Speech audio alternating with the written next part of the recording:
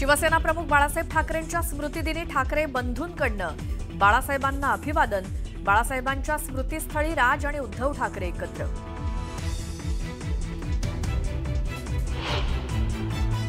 बाळासाहेबांचे हिंदुत्वाचे प्रखर विचार होते, आम्ही बाळासाहेबांच्या विचारांनी प्रेरित। बाळासाहेबांच्या स्मृतिदिनानिमित्तानं मुख्यमंत्र्यांचं भाष्य।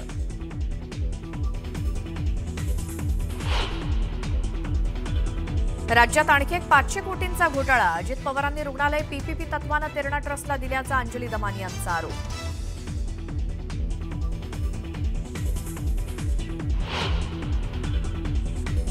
योगेंद्र पवार नगरपालिकेची निवडणूक लढवणार नाहीत, खासदार सुप्रिया सुळेंची माहिती। विरोधकांच्या टीकेनंतर काशीनाथ चौधरींच्या भाजप प्रवेशाला स्थगिती। 2020 मधील साधू हत्याकांडात प्रमुख आरोपी म्हणून भाजपनंच केला होता आरोप। मालेगावात 24 वर्षीय तरुणाकडनं 3 वर्षांच्या मुलीवर अत्याचार केल्यानंतर खून, आरोपीला पोलिसांकडनं अटक, तर मुख्यमंत्र्यांकडनं मालेगावच्या घटनेवर अधिक कडक कारवाई करणार असल्याचं स्पष्ट। बांगलादेशच्या माजी पंतप्रधान शेख हसीनांना फाशीची शिक्षा देण्याचे आदेश।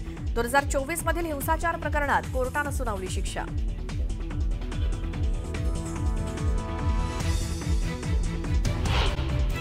बातमी आहे गडचिरोली जिल्ह्यामध्ये गडचिरोली, आरमोरी, देसाईगंज या 3 नगरपालिकांसाठी उमेदवारी अर्ज दाखल करण्याच्या शेवटच्या दिवशी मोठ्या प्रमाणात उमेदवारांनी गर्दी केली। गडचिरोली जिल्ह्याच्या मुख्यालयाच्या मोठ्या नगरपरिषदेच्या नगराध्यक्षपदासाठी काँग्रेसनं काही दिवसांपूर्वीच कविता पोरेड्डीवार यांना उमेदवारी जाहीर केली होती। भाजपनं मात्र आज नाट्यमयरित्या शेवटच्या क्षणाला सस्पेन्स ठेवत प्रणवती निंभोरकर यांना नगराध्यक्षपदासाठी उमेदवारी जाहीर केल्यानंतर या ठिकाणी भाजपनं शक्ती प्रदर्शन करत उमेदवारी अर्ज दाखल केला। गडचिरोली जिल्ह्यात गडचिरोली, आरमोरी, देसाईगंज या 3 नगरपालिकांसाठी उमेदवारी अर्ज दाखल करण्याचा आजचा शेवटचा दिवस होता।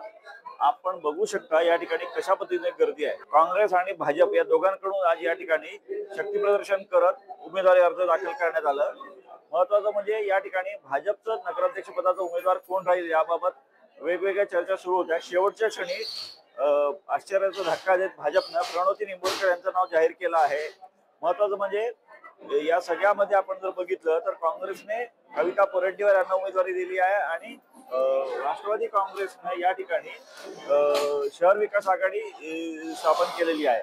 त्यामुळे एकूणच या ठिकाणी भाजप विरुद्ध काँग्रेस आणि राष्ट्रवादी काँग्रेस शहर विकास आघाडी अशा पद्धतीने लढत होण्याची शक्यता दिसून येत आहे। आणि आरमोरी या 2 नगर परिषदा सुद्धा खूप महत्वाच्या आहेत आणि त्या ठिकाणी सुद्धा काँग्रेस विरुद्ध भाजप अशी लढत होण्याची शक्यता आहे। त्यामुळे एकूणच उमेदवारी अर्ज दाखल करण्याचा आजचा दिवस संपला असला तरी बाकीच्या दिवसातल्या ज्या राजकीय घडामोडी आहेत ते बघावं लागेल। महेश तिवारी, न्यूज 18 लोकमत, गडचिरोली। आता राज्यामध्ये आणखी एक 500 कोटींचा घोटाळा झाल्याचा आरोप केलाय सामाजिक कार्यकर्ते अंजली दमानिया यांनी। अजित पवारांनी रुग्णालय पीपीपी तत्वानं तेरणा ट्रस्टला दिल्याचा आरोप दमानी यांनी केला। तेरणा ही माजी मंत्री पद्मसिंह पाटलांची संस्था आहे। दरम्यान एकदाचा अख्खा महाराष्ट्र राजकारण्यांच्या घशात घालून मोकळा व्हा असं म्हणत दमानी यांनी अजित पवारांवर निशाणा साधला।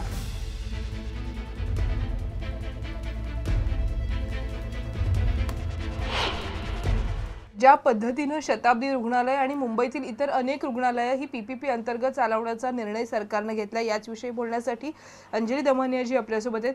ताई, खरं तर ज्या पद्धतीचे आरोप करण्यात येतात, 500 कोटीहून अधिकचा हा घोटाळा समोर येतोय। अजित पवार यांच्या निकटवर्तीयांचे लागेबांधे सुद्धा यामध्ये पाहायला मिळतात। खरं कसं आहे की आत्ताच्या घटकेला आपण बघतोय जेवढे सरकारी भूखंड म्हणा, हॉस्पिटल्स म्हणा, गार्डन्स म्हणा, आता तर कळलं आहे की 25 स्विमिंग पूल देखील हे पीपीपी तत्वावर दिले जात आहेत। तर मुळात म्हणजे पीपीपी इटसेल्फ हे एक मोठं फ्रॉड आहे। आणि हे का केलं जात आहे?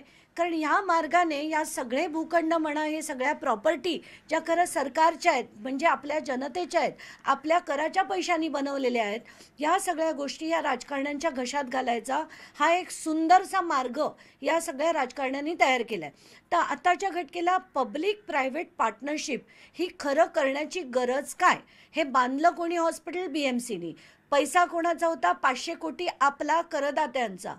कोणासाठी बांधलं? तर ती गरीब लोकांना, म्हणजे 580 बेड्सचं हे हॉस्पिटल आत्ता बांधलं आणि टेंडर होऊन PPP तत्वावर दिलं गेल्यानंतर ह्याच्यात फक्त 264 बेड ही फक्त येलो आणि ऑरेंज कार्डसाठी मिळणार आहेत.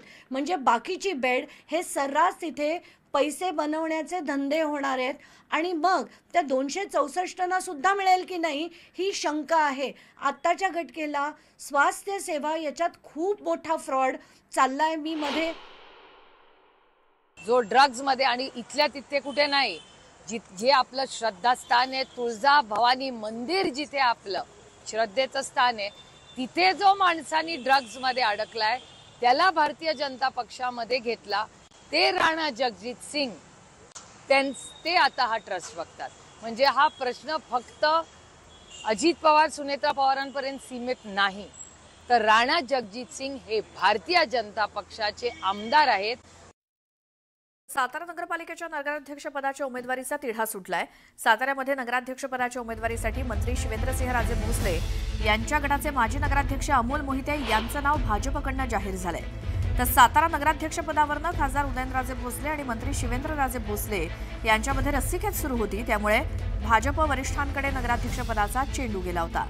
भाजपकडनं अमोल मोहिते यांचं नाव जाहीर झाल्यामुळे उदयनराजे भोसलेंच्या गटात नाराजी पसरली आहे.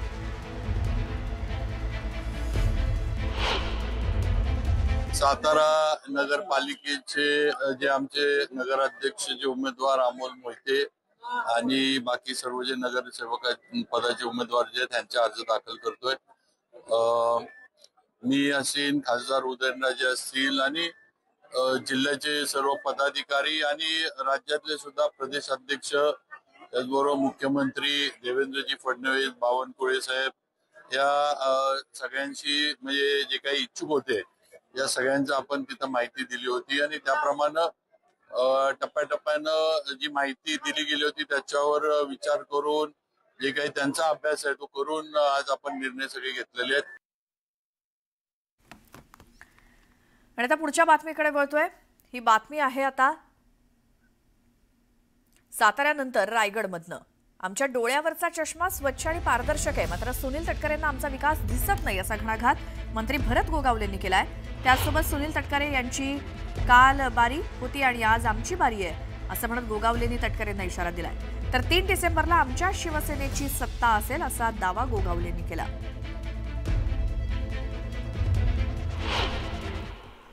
हे सगळे आमचे कार्यकर्ते, पदाधिकारी, युवासेना, महिला आघाडी, शिवसेना आणि RPI आणि इतर काय आमची जी काही सहकारी मंडळी आहे या सगळ्यांनी आज प्रेमापोटी आमच्या उमेदवारांच्या 20 नगरसेवक, 1 नगराध्यक्ष यासाठी आलेले आहेत.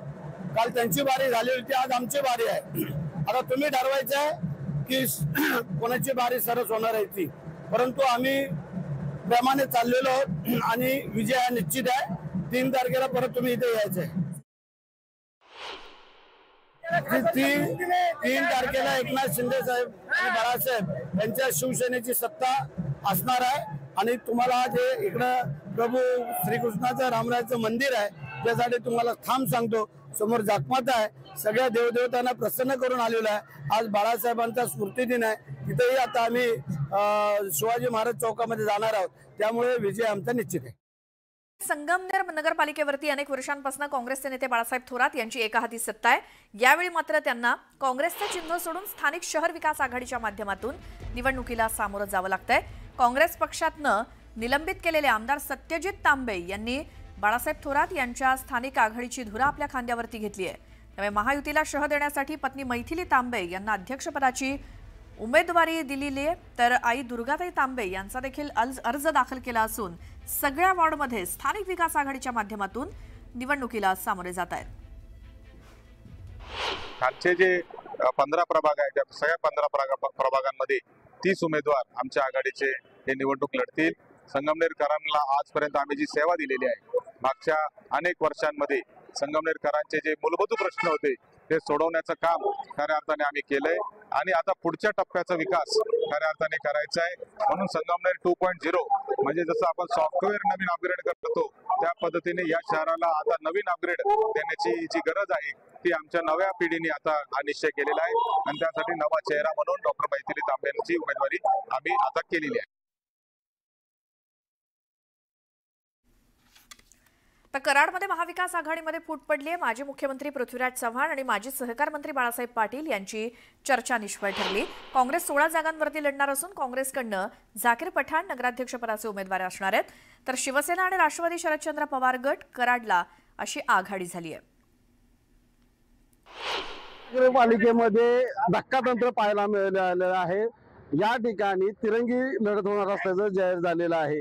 महाविकास आघाडीमध्ये फूट पडलेली आहे आणि या ठिकाणी माजी मुख्यमंत्री पृथ्वीराज चव्हाण त्याच सोबत माजी सहकार मंत्री बाळासाहेब पाटील हे महाविकास आघाडीतील काँग्रेस आणि राष्ट्रवादी शरदचंद्र पवार गटाचे नेते यांच्यामध्ये फूट पडलेले आहे आणि काँग्रेस स्वतंत्र उमेदवार देणार असल्यामुळे त्यांचा झाकीर पठाण हे नगराध्यक्ष पदाचे उमेदवार राहतील, तर त्याचसोबत राष्ट्रवादी शरदचंद्र पवार गटाने या ठिकाणी शिवसेना शिंदे गटाला साथ दिल्यामुळे त्यांचा उमेदवार हा राजेंद्र सिंह यादव राहणार आहेत। तर तिसरे उमेदवार आहेत ते म्हणजे या ठिकाणी तिसरा पक्ष राहतो तो म्हणजे भाजप आणि भारतीय जनता पक्षाकडून निष्ठावंत आणि प्रामाणिक राहिलेले पक्षाशी विनायक पावसकर यांना या ठिकाणी उमेदवारी देण्यात आलेली आहे। एकंदरीत या सर्व घडामोडीमुळे कराड नगरपालिकेमध्ये तिरंगी लढत होणार हे जाहीर झालेलं आहे। तर यामध्ये काँग्रेस पक्षाचं आणि राष्ट्रवादी शरदचंद्र पवार गटाचं आणि शिवसेनेची युती होणार होती, मात्र याचं फिसकटण्याचं कारण म्हणजे काँग्रेस पक्ष हा चिन्हाव निवडणूक लढवण्याची मागणी करत होता, तर इतर लोकांची आघाडीच्या माध्यमातून निवडणूक लढवावी अशी इच्छा होती। तर भारतीय जनता पक्षानं आणखीन एक ट्विस्ट निर्माण केलेला आहे, तो म्हणजे यशवंत विकास आघाडी म्हणजे शिवसेना शिंदे गटाचे गेले 15 ते 16 वर्ष नगरसेवक राहिलेले विजय वाटेगावकर हे ऐन वेळेला भाजपाची उमेदवारी नगरसेवक पदाची घेतलेली आहे, त्यांनी भाजपमध्ये जाणं पसंत केलेलं आहे। हा धक्का शिवसेना शिंदे गटाला बसलेला आहे। एकंदरीत कराड नगरपालिकेमध्ये शेवटच्या दिवशी शेवटच्या तासात अनेक घडामोडी घडून दुरंगीच्या ऐवजी तिरंगी लढती होणार असल्याचे स्पष्ट संकेत मिळालेले आहेत। न्यूज 18 लोकमतसाठी विशाल पाटील, कराड, सातारा।